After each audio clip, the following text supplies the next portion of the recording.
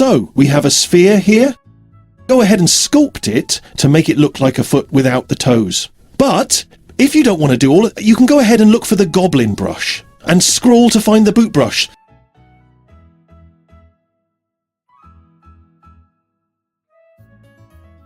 Once you've placed that boot somewhere, you're going to have to split to parts. So you can delete the sphere.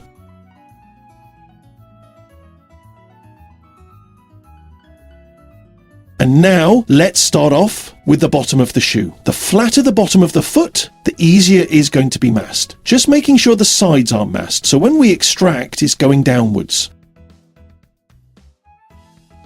When choosing the thickness, we want to make it as thick as possible because later on we're going to have to slice this baby off.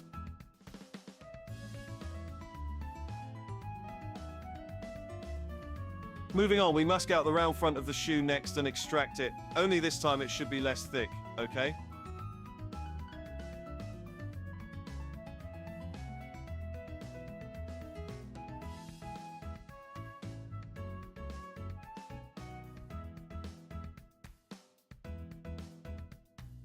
And we're going ahead and do the same for the sides.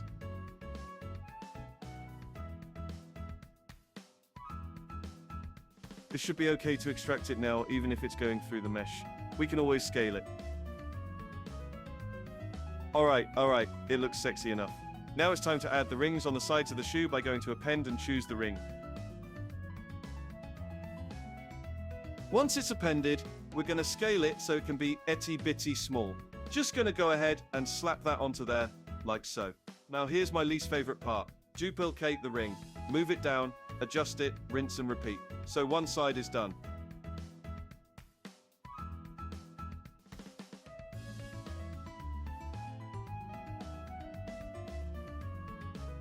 Now you can go to Z plugin, then Subtool Master, click on mirror, then make sure it's on X-axis. Now considering how I didn't center my shoe, the mirror was bound to end up in this silly position. But no worries. Let's just make sure the completed side is masked so we can move the unmasked. Keep in mind that because both sides aren't even, we're going to have to adjust the rings one by one still. After that tedious process, let's give ourselves a break by masking out the tongue of the shoe. Quite simple really, just extract like usual. And after that's accomplished, we can remove that base we were using to mask out everything.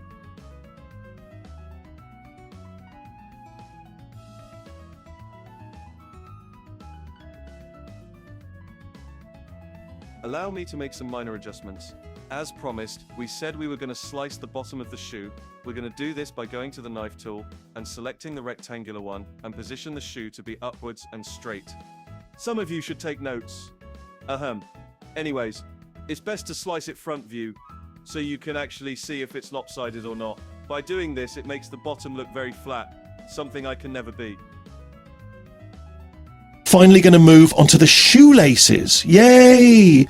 The good thing about this is that, yep, indeed there is a shoelace brush, and it's the IMM curve brush. Remember to adjust your draw size before dragging to where you want to place the shoelace. Do like so. All it takes is just using the regular schmegular move tool.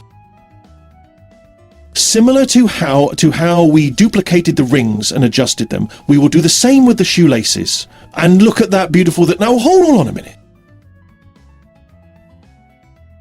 Where did the bottom part of my shoe go?